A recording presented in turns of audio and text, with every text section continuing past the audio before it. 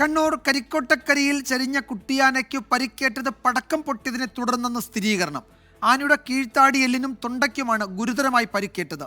സംഭവത്തിൽ വനം വകുപ്പ് വിശദമായ അന്വേഷണം നടത്തുമെന്ന് വനമന്ത്രി കെ ശശീന്ദ്രൻ പറഞ്ഞു.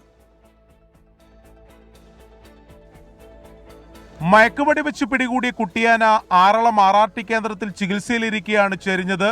പന്നിപ്പടക്കം പൊട്ടിയാണ് ആനയ്ക്ക് ഗുരുതരമായി പരിക്കേറ്റതെന്നാണ് പ്രാഥമിക നിഗമനം. പോസ്റ്റ്മോർട്ടം റിപ്പോർട്ട് ലഭിച്ചാൽ ഇതിൽ കൂടുതൽ വ്യക്തതയുണ്ടാകും. സംഭവത്തിൽ വനം വകുപ്പിന്റെ അന്വേഷണം തുടരുകയാണ്.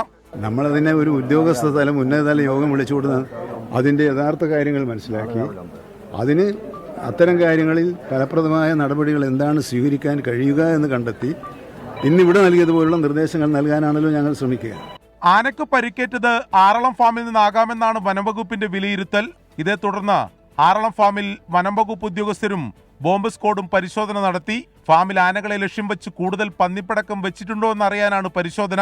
അതേസമയം പാലക്കാട് നെല്ലിയാമ്പതിയിൽ കാട്ടാന ആക്രമണത്തിൽ തോട്ടം തൊഴിലാളിക്ക് പരിക്കേറ്റു.